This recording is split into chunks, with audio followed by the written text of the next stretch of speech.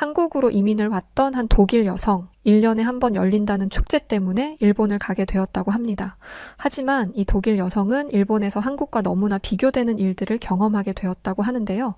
다시 한국으로 돌아온 그녀는 한국과 일본에 대해 이런 말을 했다고 합니다. 과연 그녀에게 무슨 일이 있던 걸까요? 안녕하세요. 저는 서울에서 게임 회사 디자이너로 일하고 있는 26살 독일 뮌헨 출신 한나 슈미트라고 합니다.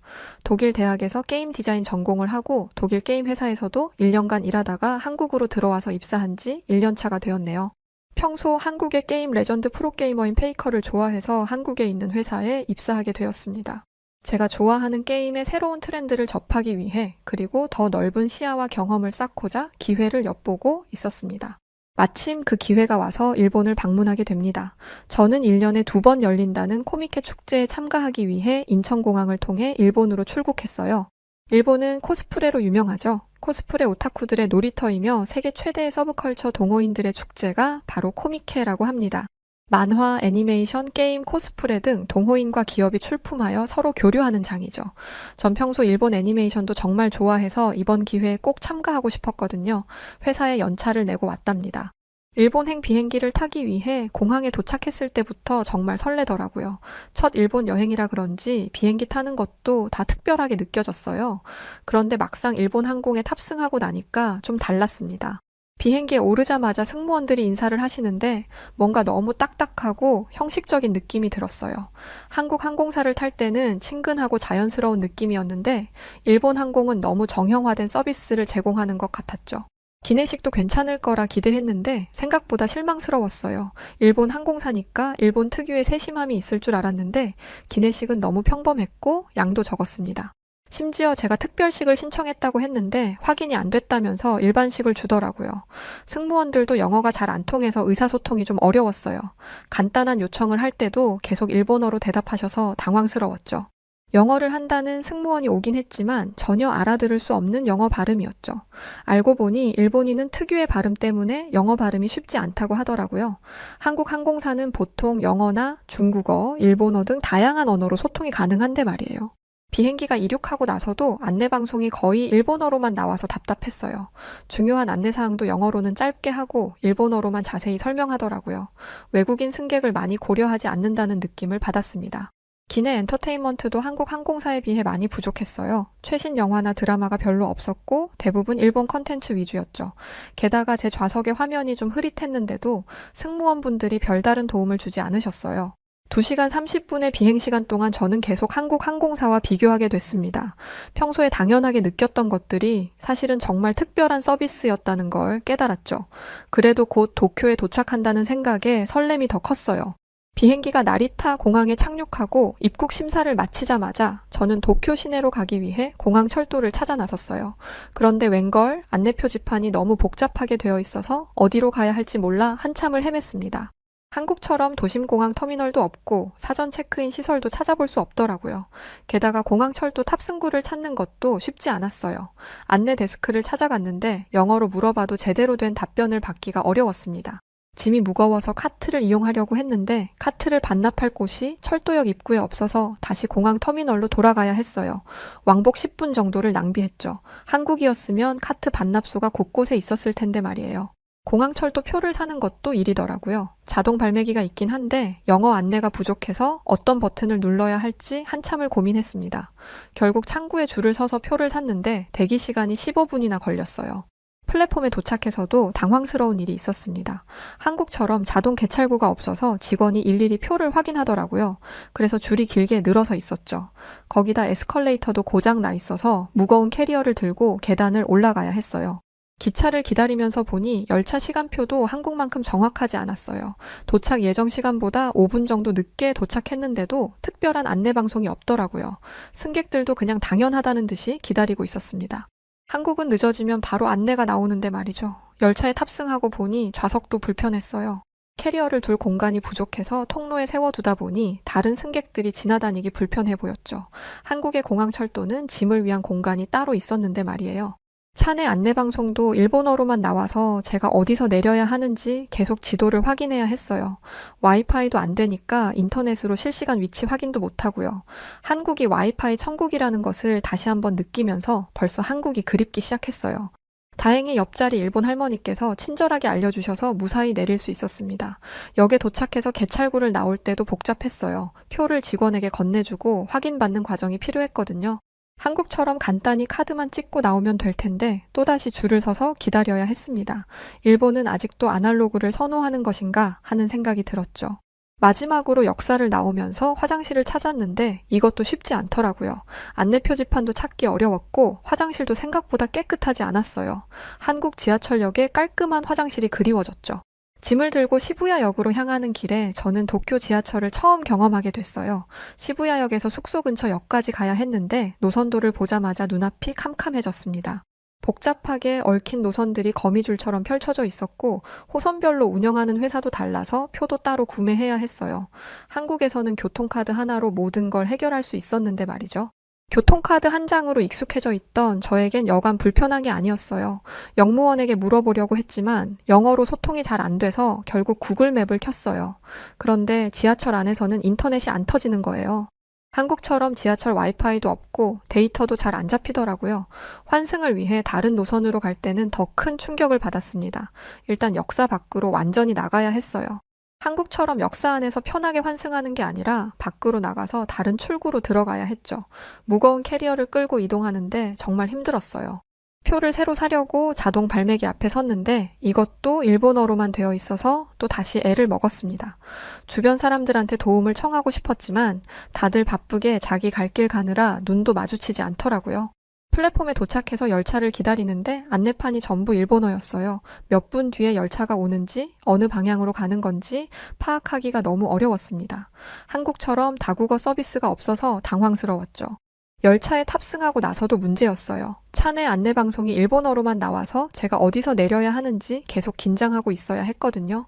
한국처럼 디지털 안내판에 다국어로 표시해주는 것도 없었습니다.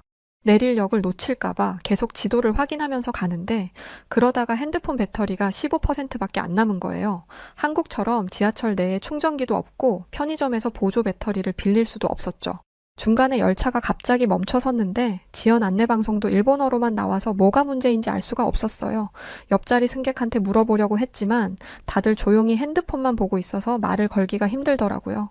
결국 30분이나 지연된 끝에 목적지에 도착했는데 역사가 너무 커서 또 헤매게 됐어요.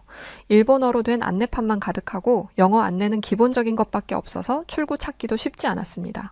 마침내 시부야 거리로 나왔는데 역시나 시부야 스크램블 교차로는 사람들로 북적이고 있었어요. 잠시 숨을 고르고 시부야역으로 다시 들어갔는데 출퇴근 시간이라 그런지 정말 많은 사람들이 한꺼번에 몰렸는데도 다들 줄을 맞춰서 이동하고 있었어요. 한국도 질서가 잘 잡혀 있지만 일본은 정말 군대처럼 움직이는 느낌이었죠. 그런데 에스컬레이터를 보고 의아했어요. 사람이 없는데도 계속 돌아가고 있더라고요. 한국은 사람이 다가가면 자동으로 움직이고 없으면 멈추는 스마트 시스템인데 말이에요. 전력이 많이 낭비되는 것 같아 보였습니다. 시부야역 안에서 코스프레 축제장 가는 노선을 확인하다가 에스컬레이터가 정말 많다는 걸 알게 됐어요. 심지어 2계단 정도 되는 짧은 구간에도 에스컬레이터가 설치되어 있었죠. 그것도 전부 쉬지 않고 돌아가고 있었어요. 환승하는 과정에서 다른 것도 발견했어요. 에스컬레이터에서 한쪽은 서서 가고 다른 한쪽은 걸어가는 문화가 있더라고요. 한국은 안전을 위해 걷지 말라고 하는데 일본은 오히려 걷는 게 당연한 듯 했어요. 특히 출퇴근 시간에는 더 심했습니다. 다들 바쁜지 에스컬레이터 왼쪽으로 빠르게 뛰어 올라가더라고요. 그러다가 누가 넘어지기라도 하면 큰일 날 것 같았어요. 한국의 안전 중심 문화가 더 좋아 보였죠. 역사 내부를 둘러보면서 또 하나 특이한 점을 발견했어요. 에스컬레이터 옆에 항상 계단이 있는데도 대부분의 사람들이 에스컬레이터만 이용하더라고요. 한국은 건강을 위해 계단 이용을 권장하잖아요. 그리고 에스컬레이터 주변 청소도 잘 안 되어 보였어요. 먼지가 쌓여 있는 곳도 있고 움직이는 손잡이 부분이 좀 지저분했죠.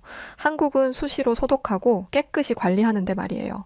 에스컬레이터 고장도 자주 보였습니다. 그런데 수리하는 모습은 보기 힘들었어요. 그냥 고장 안내문만 붙여두고 그대로 두더라고요. 한국은 고장 나면 바로 수리팀이 와서 고치잖아요. 시부야역에서 한참을 구경하다가 건너편 플랫폼으로 가서 숙소 근처 역으로 향했어요. 도착한 역 주변을 살펴보니 한국과는 또 다른 모습이 눈에 띄더라고요. 역사 내 편의시설이 거의 없었어요. 한국처럼 쇼핑몰이나 식당가는 찾아볼 수도 없었죠. 그런데 더 놀라운 광경을 목격했어요. 의자마다 작은 인형들이 줄지어 놓여 있는 거예요. 알고 보니 한 여성분이 자신의 피규어 인형 20개 정도를 의자마다 늘어놓고 사진을 찍고 있었어요. 다른 승객들은 서서 기다릴 수밖에 없는 상황이었죠. 심지어 그 여성분 옆자리에는 큰 가방이 놓여 있었는데 거기서도 계속 인형을 꺼내더라고요. 힘들어 보이는 노인분이 안고 싶어 하는 기색을 보이셨는데도 전혀 신경 쓰지 않고 계속 인형들을 늘어놓았어요. 또 다른 빌런도 있었어요. 한 남성분이 자신의 코스프레 의상을 의자 4개를 차지하면서 펼쳐놓고 있더라고요. 옷에 주름이 생길까봐 그렇게 한다고 하는데 러시아워라 사람들이 많은데도 말이에요. 제가 코스프레도 좋아하고 게임도 좋아하지만 같은 매니아로서 이해할 수 없는 행동이었어요. 플랫폼 반대편에서는 또 다른 진풍경이 펼쳐졌어요. 코스프레 의상을 입은 사람들이 모여서 사진 촬영을 하는데 통행에 방해될 정도로 공간을 차지하고 있었죠. 촬영하는 모습이 귀여워 보이긴 했지만 다른 승객들은 불편해 보였어요. 화장실을 찾아가려고 했더니 이것도 쉽지 않더라고요. 한국처럼 역사 내에 깔끔한 화장실이 있긴 했지만 있다고 해도 대부분 유료여서 은근히 돈이 많이 필요했어요. 편의점도 찾기 힘들었어요. 한국은 역사 안에 편의점이 몇 개씩 있잖아요. 여기는 역 밖으로 나가야 편의점을 찾을 수 있었어요. 급하게 물을 사고 싶었는데 한참을 걸어가야 했죠. 물품 보관함을 찾는 것도 일이었어요. 한국처럼 디지털 보관함이 아니라 열쇠로 잠그는 옛날 방식이더라고요. 거기다 사용법도 전부 일본어로만 써 있어서 사용하는데 시간이 좀 걸렸습니다. 역사 내 안내 시스템도 불편했어요. 한국처럼 큰 디지털 안내판이 없어서 전철 도착 시간이나 행선지를 확인하기가 어려웠죠. 종이로 된 시간표를 일일이 확인해야 했어요. 무인 발권기도 한국만큼 편리하지 않았어요. 현금만 받는 기기가 많았고 카드 결제가 안 되는 경우도 있었죠. 거기다 거스름 돈이 안 나오는 경우도 있어서 당황스러웠어요. 그러다가 열차 안에서 또 다른 특이한 광경을 보게 되었습니다. 코스프레 축제장으로 가는 열차 안에서 갑자기 지연 안내방송이 나왔어요.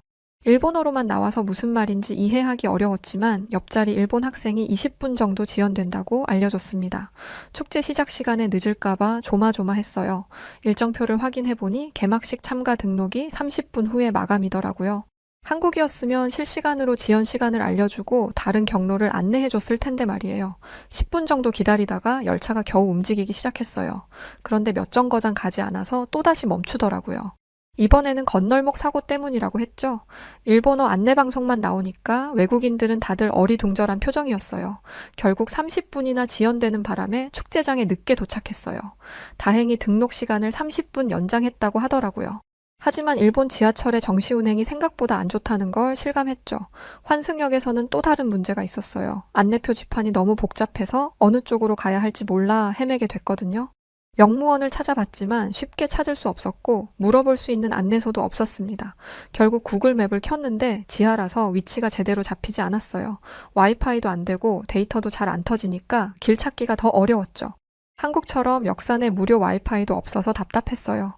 어떤 일본 학생이 저를 보더니 먼저 다가와서 도움을 줬어요. 자기도 코스프레 축제에 간다면서 같이 가자고 하더라고요.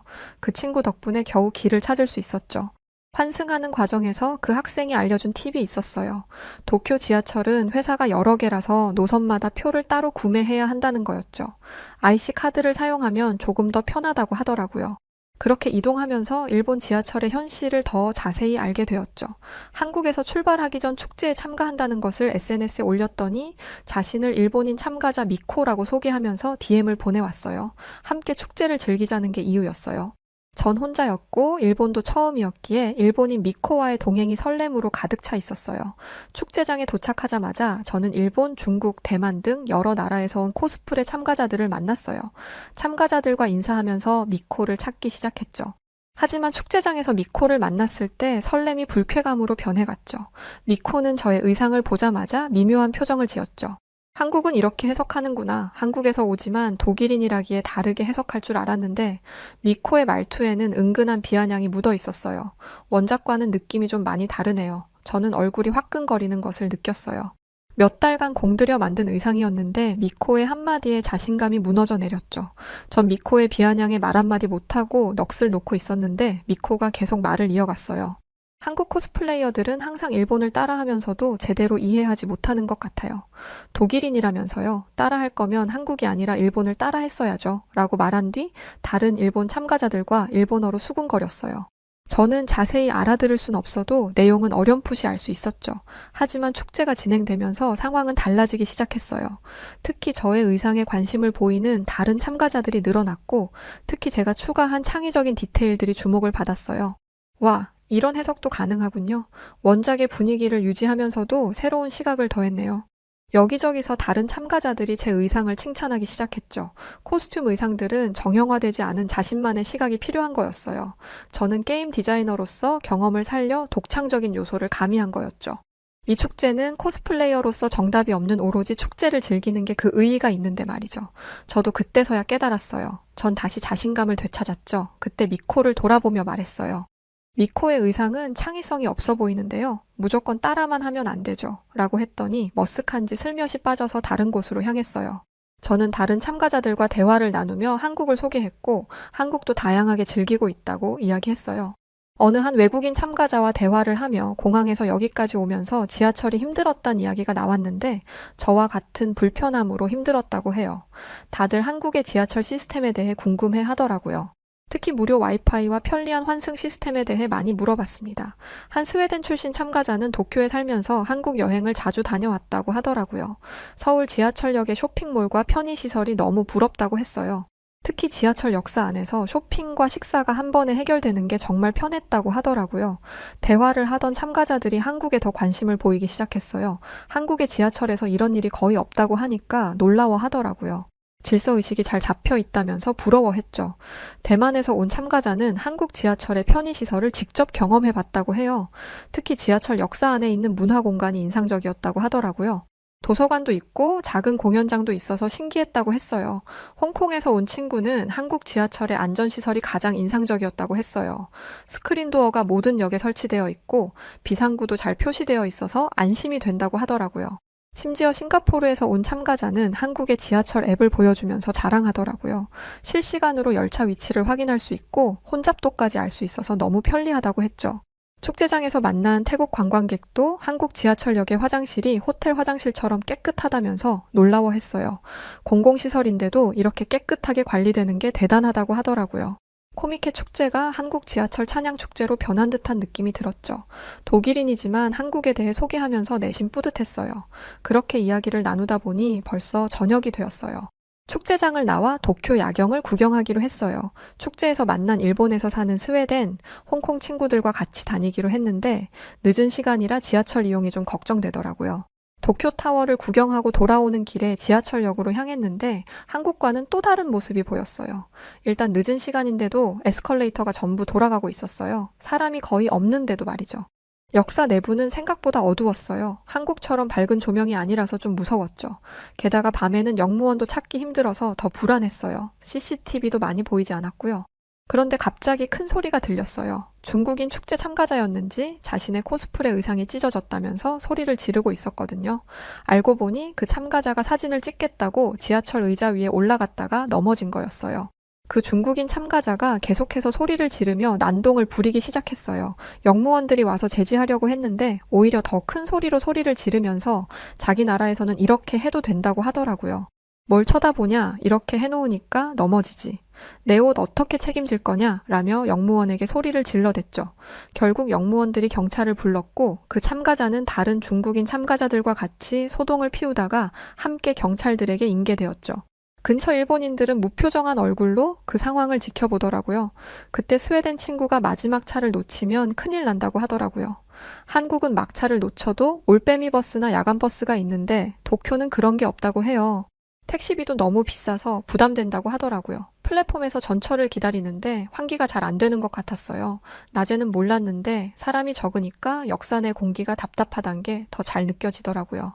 한국은 환기 시스템이 잘 되어 있어서 이런 적이 없었는데 말이에요. 친구들과 헤어지고 막차를 타고 가는데 차 내 안내 방송이 잘 안 들렸어요. 스피커 상태가 좋지 않았던 것 같아요. 한국은 디지털 안내판이라도 있는데 여기는 그것도 없어서 내릴 곳을 놓칠까봐 계속 긴장했죠.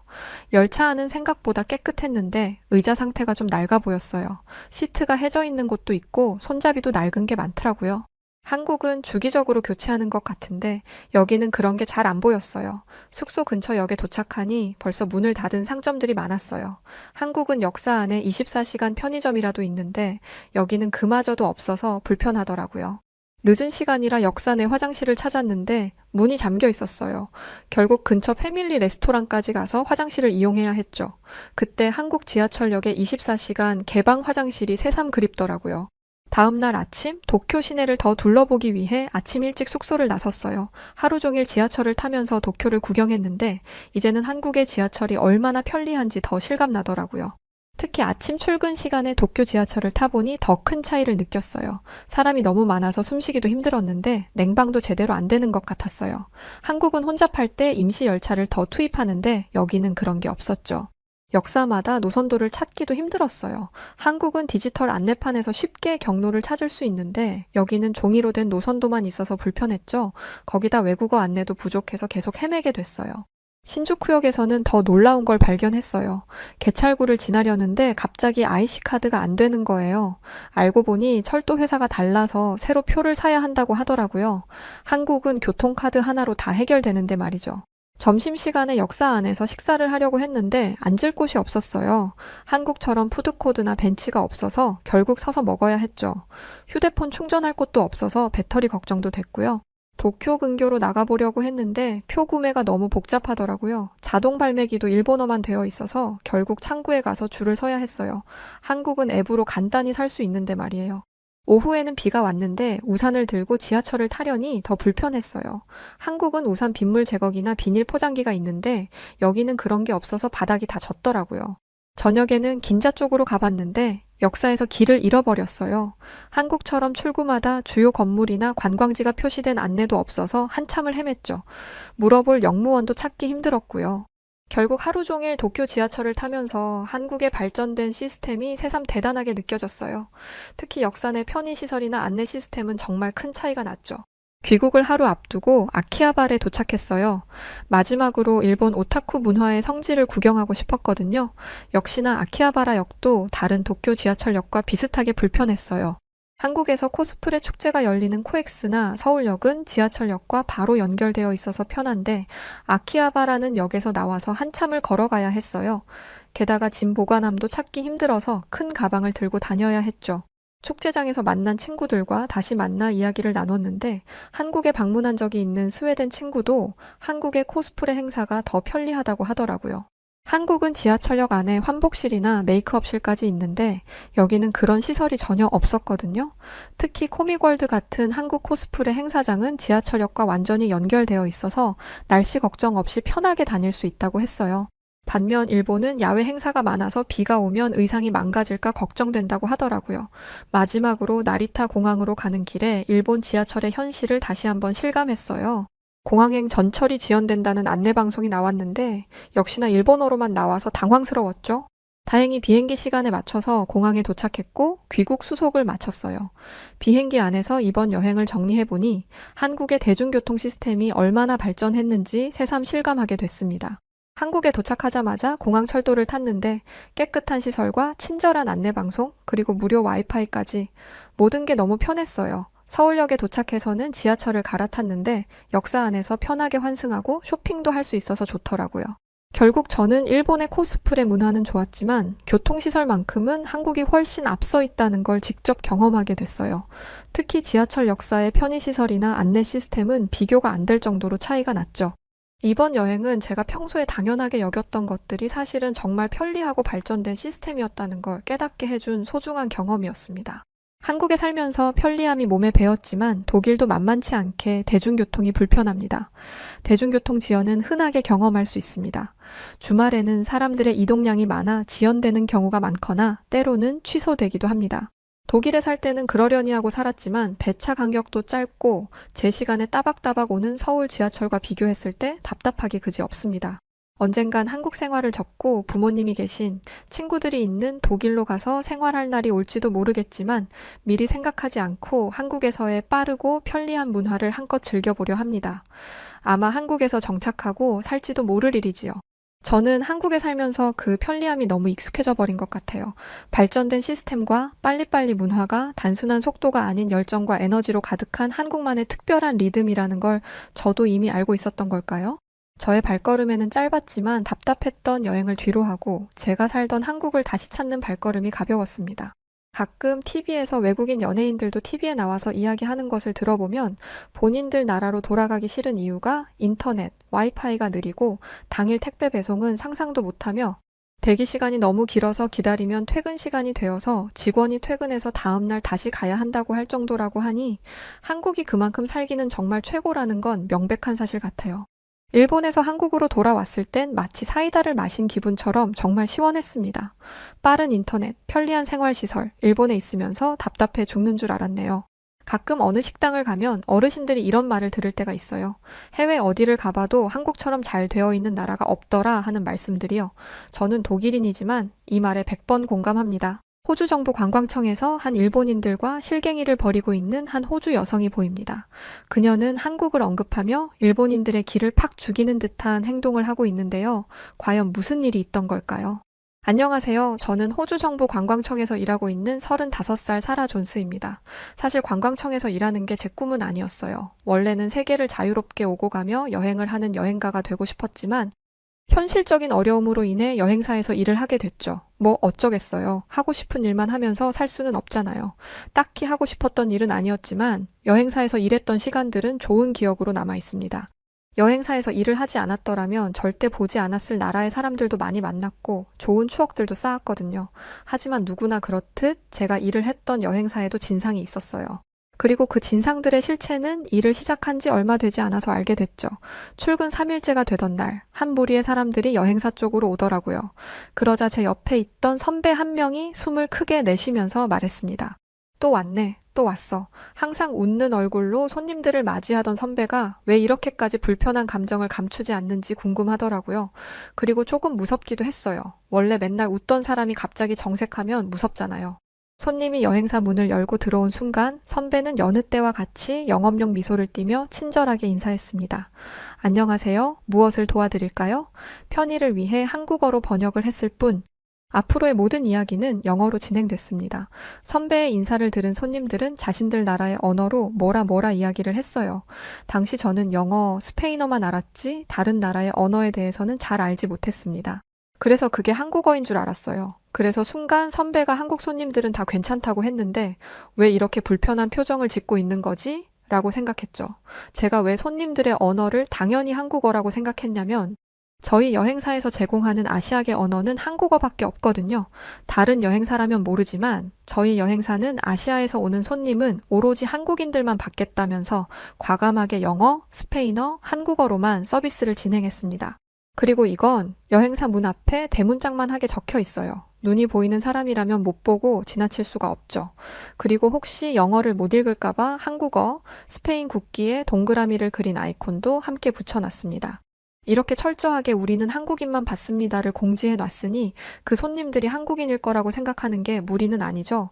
그런데 조금 이상했어요. 한국인 손님이라면 옆에 있던 한국인 가능자 직원이 나서야 했는데 그 직원도 고개를 절레절레 흔들면서 모니터에 집중했거든요.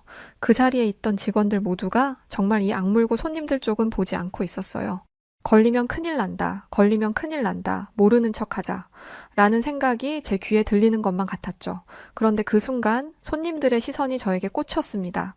그러면서 제 앞 테이블을 쾅쾅 치면서 뭐라고 하는 거예요. 선배와 말이 통하지 않는 것 같으니까 저에게 얘기를 한 건데 저는 영어로 죄송하지만 무슨 말씀을 하시는 건지 이해할 수가 없습니다. 라고 대답했어요. 차라리 번역기라도 쓰면 좋을 텐데 좋은 핸드폰 두고 끝까지 자기 나라 언어만 얘기하더라고요. 그 손님들은 한국어, 스페인어, 영어밖에 안 된다고 대문짝만 하게 써붙여 놓은 가게에 굳이 들어와서는 자기들 언어가 통하지 않는다고 가슴을 쾅쾅 치며 돌아갔습니다. 선배는 한숨을 푹 쉬면서 의자에 푹 주저앉았어요. 저는 선배에게 대체 어느 나라 사람이에요? 라고 물었죠. 그런데 선배에게서 나온 대답을 듣고는 정말 깜짝 놀랐어요. 일본인이야. 일본인이라니 제가 놀란 데는 다 이유가 있었어요. 저는 원래 여행가가 꿈이었잖아요. 제가 아시아 여행을 가게 된다면 가장 먼저 가고 싶었던 나라가 일본이었습니다. 일본 특유의 차분하고 아기자기한 모습이 제 상상력과 호기심을 자극했거든요. 제가 사는 시드니는 자연과 붙어 있기는 하지만 도시적인 분위기가 큽니다. 그리고 크고 길쭉길쭉한 건물들도 많고 사람들도 크다 보니 건물의 층고 또한 높아요. 그래서 일본에 꼭 가보고 싶었죠. 그리고 일본 영화를 보면 꼭 등장하는 장면들 있잖아요. 자전거를 탄 사람들이 벚꽃이 휘날리는 도로를 달리면서 봄바람을 만끽하는 그런 장면이요. 저도 그런 여유와 동화 같은 장면들을 꼭 경험해보고 싶었습니다. 그런데 실제로 본 일본인들은 제 상상과 전혀 달랐어요. 친절하게 말을 건네고 웃으면서 대화하는 미디어 속 사람들은 어디 가고 눈을 뒤집어 깐 채 제 앞에 테이블을 공격적으로 쿵쿵 치는 사람들만 있더라고요. 그리고 제가 들은 게 일본어였을 거라고는 상상도 못했습니다. 제가 지금까지 영화나 드라마를 통해 들은 일본어는 나긋나긋하기만 했었거든요. 더욱 놀라운 건 이런 일이 한두 번이 아니라는 듯한 선배와 다른 직원들의 태도였습니다. 혹시 이런 일이 자주 있나요? 심할 때는 하루에 몇 번이나 저래. 하지만 우리는 일본어 서비스가 없잖아요. 그 말이 통하면 우리가 이렇게까지 일본인을 싫어하게 됐겠어? 일본어 서비스가 없다고 말을 해도 못 알아듣고 겨우 번역기 돌려서 알려줘도 안 가. 조금 이상하더라고요. 번역기를 돌려줘도 안 간다니? 설마 못 알아듣는 건 아닐 거고 요즘엔 번역기에 글을 읽어주는 기능까지 있잖아요. 알고 보니 일본인들은 일본어 서비스가 안 된다고 하면 왜 일본어 서비스가 없냐라면서 화를 냈다고 합니다. 이게 믿어지시나요? 저도 처음에는 에이, 그 정도는 아니겠지? 라고 생각했어요. 현실적으로 말이 안 되잖아요. 개념이 없는 사람들이 한 두 명이라면 그건 그럴 수 있다고 생각해요. 하지만 이게 여러 번 반복된다는 건 개념이 없는 사람들이 한둘이 아니라는 건데, 이런 비상식적인 일을 벌이는 사람이 이렇게나 많다니, 선배들이 일본인들을 안 좋아해서 과장되게 말하는 거라고 생각했습니다. 그런데 출근 일주일도 되지 않아서 저는 선배들의 말에 200% 동의하게 되었어요. 일본인들이 화를 내는 이유는 간단했습니다. 왜 일본어를 알아듣지 못해? 였어요. 정말 말이 안 통하더라고요. 벽을 보고 말하는 것도 아니고 저희는 일본어 서비스를 제공하지 않습니다 라고 말하면 그때는 왜 일본어 서비스 제공을 하지 않는 거야? 호주로 여행 오는 일본인들이 얼마나 많은데 라고 외쳤죠. 물론 영어가 아니라 번역기를 보여주면서 말이죠. 번역기를 던지듯이 보여주면서 일본어로 고래고래 소리를 지르는데 그럴수록 제 안에서는 반감만 커졌습니다. 만약 일본인들이 점잖게 와서 일본인을 대상으로 하는 여행사가 많지 않네요. 일본인 여행객들을 위한 서비스를 시작해 볼 생각은 없나요? 그렇다면 많은 일본인들이 편하게 여행할 수 있을 거예요 라고 말을 했다면 저희도 긍정적으로 검토해 봤을 거예요. 하지만 이런 식으로 구는데 누가 좋게 대하겠어요. 회사에서 누구보다 이익을 따져야 하는 대표님조차 일본인 대상으로는 아무것도 안 한다라고 말씀하실 정도였어요. 저는 중국어만 시끄러운 줄 알았거든요. 그런데 일본어도 그에 못지않더라고요. 중국인들 때문에 골머리를 썩는 다른 여행사 직원들을 볼 때면 에이그? 그러게 중국인 안 받는 우리 여행사 같은 데로 갔어야지 라는 생각이 절로 날 정도였죠. 그렇다면 저희 여행사가 받는 유일한 아시아 국가인 한국은 어땠을까요? 제가 경험한 한국 관광객들은 단연 최고였어요. 매너도 좋았고 한국어 가능한 직원이 없으면 영어로 능숙하게 대화했죠. 영어를 잘 못하는 분들도 더듬더듬 영어를 써보려고 노력하셨고 연세가 있는 분들은 영어 회화책을 들고 문장을 찾아가며 자신들의 생각을 전달하려고 하셨습니다. 물론 그분들이 그렇게까지 하셔야 할 이유는 없어요. 그러나 해외에 여행을 나왔으니 기왕 나온 거 언어 공부도 함께 해보자 라는 마음을 알게 되니까 괜히 제 마음이 다 뭉클하더라고요. 멋있어 보이기도 했고요. 번역기 사용은 당연히 기본이었습니다. 그래서 한국어 가능 직원이 자리를 비워도 초짜인 제가 응대를 할 수 있을 정도였죠. 저는 왜 사장님이 한국인들만을 고집하는지 바로 이해할 수 있었어요. 그때만 해도 중국, 일본인에 비해 한국인 여행자 수는 많이 적었거든요. 쪽수로 밀어붙이는 중국, 일본을 겨냥하는 게 돈을 더 쉽게 벌 수 있는 방법이었죠. 그럼에도 불구하고 한국을 선택한 건 저로서는 너무나 감사한 일이었습니다. 여행사에서 일하는 게 어느 정도 익숙해져서 가이드 보조 업무를 시작하게 된 제가 가장 좋아하는 손님들은 단연 한국 손님들이었어요. 한국 손님들은 하나부터 열까지 모든 게 완벽했거든요. 제가 이렇게 한국 분들이 많이 보시는데 제 이야기를 보내서 좋은 얘기를 하는 게 아니고 정말 모든 한국인 손님들은 나이스했습니다. 일단 방문하는 곳에서 일하는 직원들에게 예의 바르게 행동하셨어요. 식당에서 직원이 음식을 가져다 줘도 인사하고 심지어 계산을 하고 나갈 때조차 고개를 숙이면서 인사를 하시더라고요. 처음에는 고맙다고 말할 때마다 고개를 숙이는 게 무슨 의미인지 몰랐는데 그게 한국에서는 예의를 나타내는 행동을 알고 나니 한국에 대한 궁금증이 커졌습니다. 사실 호주에서는 돈을 지불하고 받는 서비스에 대해 그리 고마워하지 않습니다. 당연한 거라고 생각하죠. 그래서 고맙다는 말에 큰 의미가 없어요. 습관 같은 거죠. 왜 호주 사람과 한국인들 사이에 이런 차이가 있는지 궁금해져서 한 번은 제가 보조하고 있는 한국인 담당 가이드 분에게 왜 한국인들은 일하는 직원에게 굳이 예의를 차려서 인사를 하는지 물어보았어요. 그러자 그분은 한국인들의 예의 바른 인사에는 서비스를 제공한 사람의 노력을 인정하는 자세가 포함되어 있다고 하셨습니다. 뿐만 아니라 이렇게 인사하는 행위 자체를 상대에 대한 존중과 배려로 생각한다고 하셨죠. 그리고 한국인들은 아주 어렸을 때부터 이와 같은 교육을 받는다고 합니다. 가이드분은 한국에서 대학을 나온 분이셨는데요. 그분은 한국에 가서 가장 놀랐던 게 이것이라고 말씀하셨어요. 한국 아이들이 유치원에 가서 가장 먼저 배우는 게 뭔지 알아요? 바로 인사예요. 심지어 어른에게 인사하는 방법, 친구들에게 인사하는 방법, 언니나 오빠에게 인사하는 방법을 전부 따로 배우죠. 너무 놀랐어요. 인사의 방법이 있다니? 그리고 상대가 누구냐에 따라 인사를 다르게 한다니, 그리고 아이의 부모님들도 어른을 만날 때마다 아이들에게 인사하는 것을 교육한다고 했습니다. 어린이집, 유치원 차를 타고 내릴 때마다 부모님과 선생님께 배에 손을 얹고 인사한다고 했죠.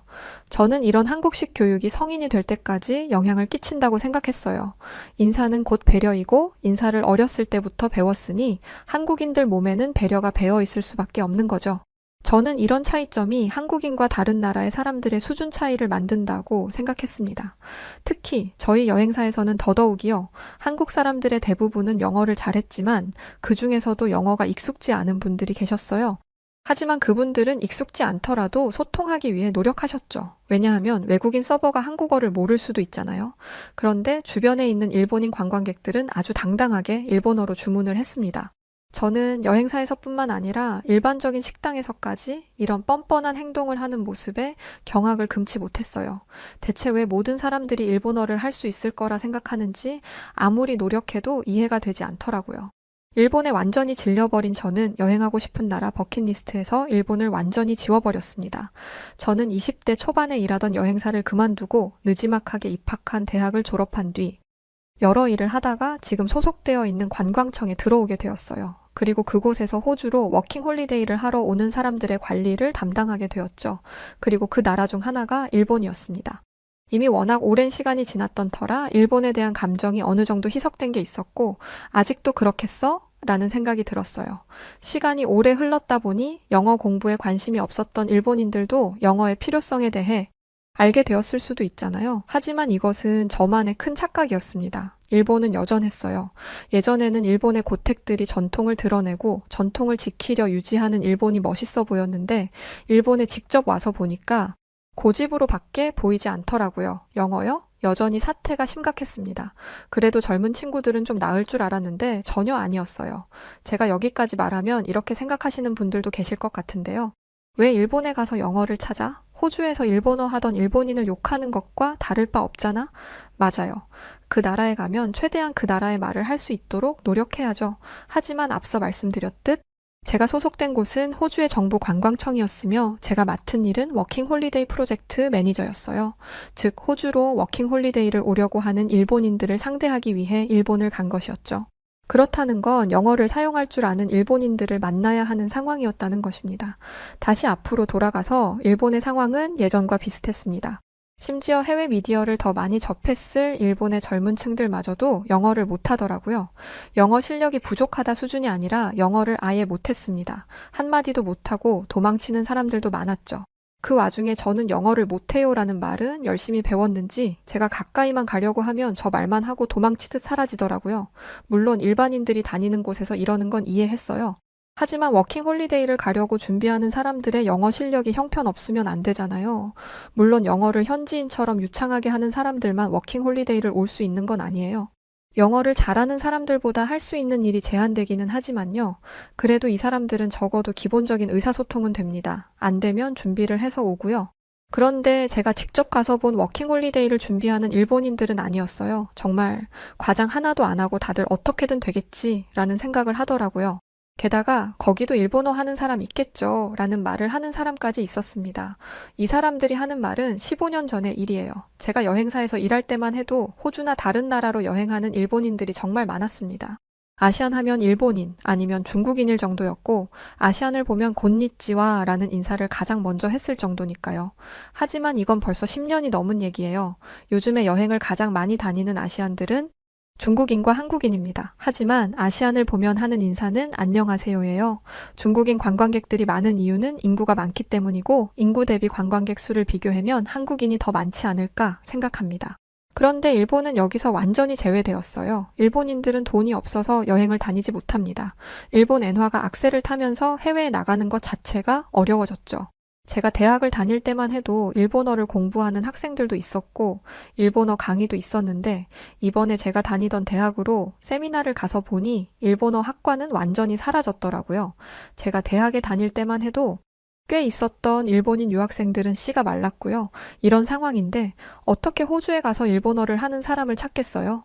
저는 워킹 홀리데이를 준비하는 사람들에게 이 현실을 알렸습니다. 그런데 하는 말이 증거 있어요? 해외로 나가는 일본인의 수가 확연히 줄었다는 걸 누구보다 잘 알아야 하는 사람들이 증거를 운운하는 꼴이 우습길래 저는 제가 가지고 있는 자료를 보여주었습니다.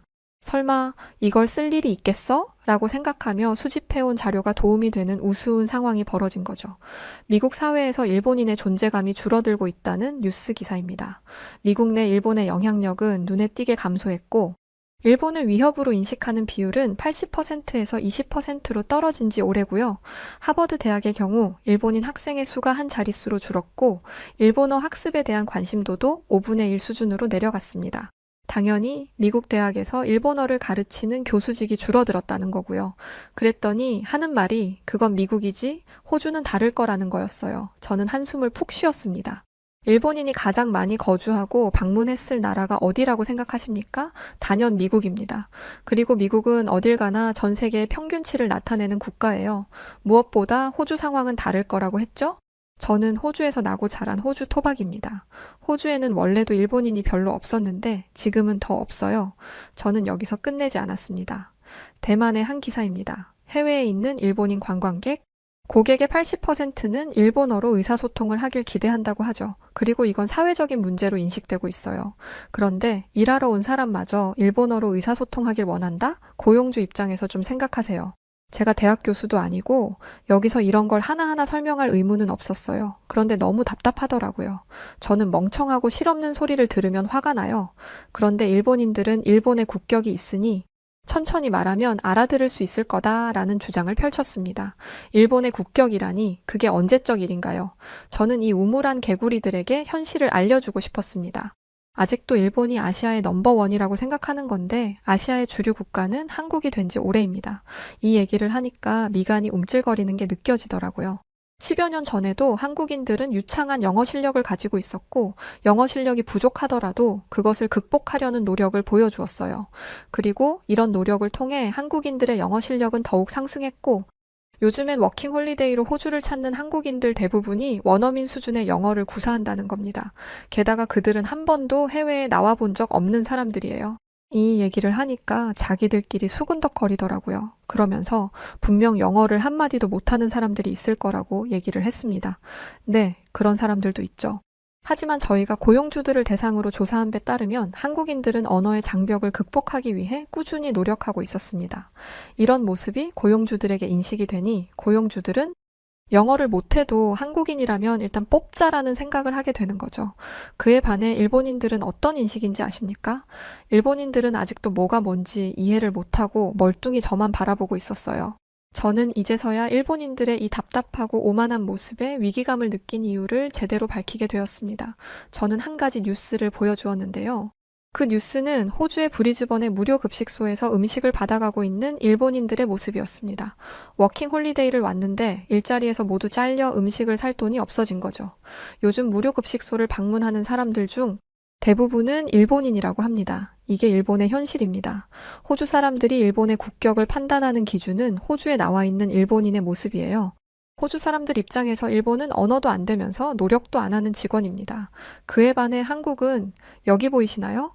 제가 짚은 곳에는 무료급식소에서 봉사하고 있는 한 동양인이었습니다. 그 사람은 한국인이었어요.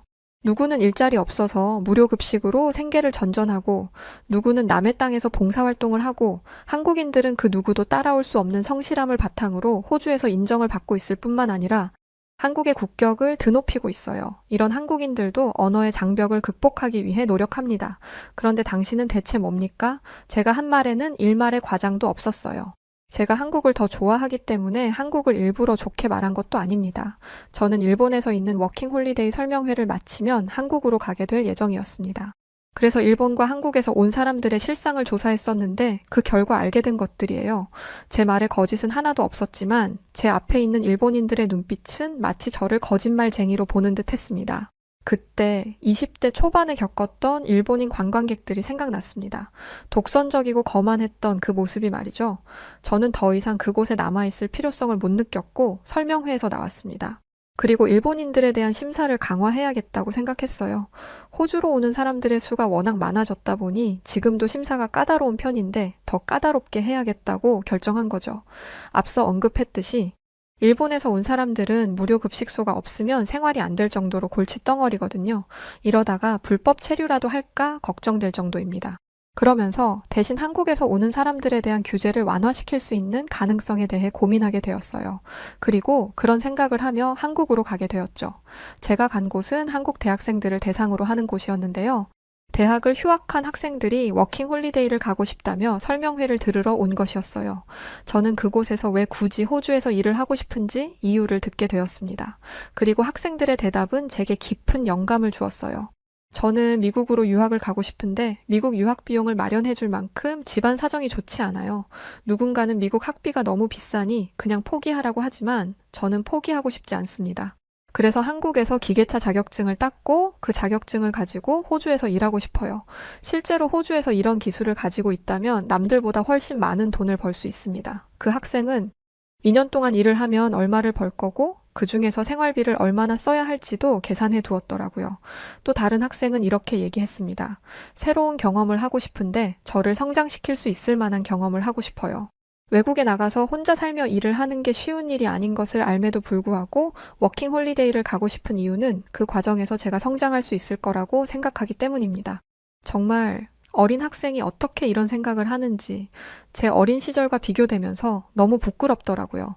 그러면서 이 학생들이 공통적으로 이야기하는 것은 이거였어요.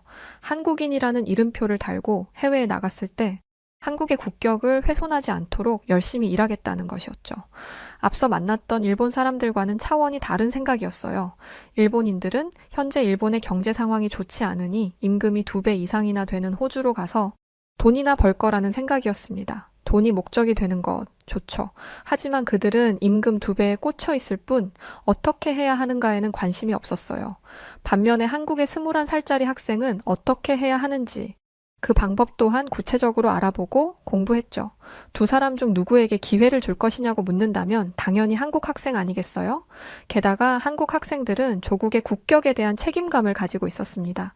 한국이라는 나라와 같은 한국인이 욕을 먹지 않도록 행동을 바르게 해야 한다는 게 이 학생들의 기본적인 생각이었죠. 저는 이 학생들에게 한국인들이 어떤 존재인지는 호주의 모든 사람들이 알고 있으니 걱정하지 말아라 라고 말해주고 싶었어요. 하지만 학생들이 스스로 성장할 수 있는 기회를 주고 싶었기 때문에 입을 꾹 다물 수밖에 없었습니다. 하지만 여러분들께는 말씀드리고 싶어요. 한국인들이 일 잘한다는 건 모두가 알고 있는 사실입니다. 일단 성실함에 있어서는 따라올 사람들이 없어요. 호주의 고용자들이 입을 모아 불만을 토로하는 건 바로 성실성입니다. 시간 약속을 안 지키는 사람들이 대부분이고 이건 호주 사람마저 마찬가지예요. 하지만 한국인들은 일을 시작하기 10분 전에 와서 일할 준비를 하고 대기를 하고 있습니다. 이뿐만이 아니에요. 일머리가 좋아서 두 사람이 할 일을 한 사람이 척척하죠. 게다가 요령을 부리지 않고 자신이 해야 할 일이라면 꼭 해내고야 마는 근성마저도 있습니다. 그리고 요즘에는 하나 더 추가된 게 있어요. 한국의 문화 콘텐츠가 급부상하면서 한국에 대한 사람들의 인식 자체가 달라졌습니다. 잘생기고 예쁜 사람들만 사는 나라, 발전되고 세련된 나라 등 한국에서 왔다는 말만 하면 모두가 동경의 시선으로 바라보죠. 외국에서 일을 하러 왔다는 말을 하면 무시하거나 깔보는 경우가 있는데 한국은 전혀 아니에요. 와, 너 한국에서 왔어? 한국에 대해 물어봐도 돼? 라며 눈을 반짝이는 모습을 저도 여러 번 봤습니다. 일단 저만 해도 한국인이라고 하면 우선 긍정적인 생각부터 하니까요. 이렇기 때문에 한국 학생들에게 너무 걱정 말라고 이야기하고 싶었던 것입니다. 한국인이라는 사실만으로도 인정받을 것을 알고 있으니까요. 이렇게 적고 나니 한국인들이 부럽게 느껴지네요. 아직 저는 호주 사람이에요 라고 말한 것으로 한국인만큼의 호의를 이끌어낸 건 없거든요. 국격을 논하기 전에 호주의 국격부터 되돌아봐야겠다는 반성도 하게 됩니다. 요즘 전 세계가 한국을 긍정적으로 보고 있어요. 적어도 제가 살았던 호주에서는 한국이라는 국가의 인식 자체가 이렇죠. 그래서 한국인 분들에게 꼭 알려주고 싶었어요. 한국에서 태어난 여러분들은 존경받는 사람들입니다. 네, 오늘 사연 여기까지입니다. 와, 한국이 이렇게 해외에서 좋은 평가를 받고 있었다고 하니까 기분이 매우 좋은데요. 이런 소식을 전해주셔서 고맙습니다. 자, 그럼 오늘 사연 어떻게 들으셨나요? 사연이 좋으셨다면 구독과 좋아요 부탁드리고요. 그럼 지금까지 저는 여우튜브 송은지였습니다. 더 유쾌한 영상으로 찾아뵐게요. 영상 끝까지 시청해주셔서 진심으로 감사합니다. 그리고 구독자분들 모두 사랑합니다. 당신만의 여우튜브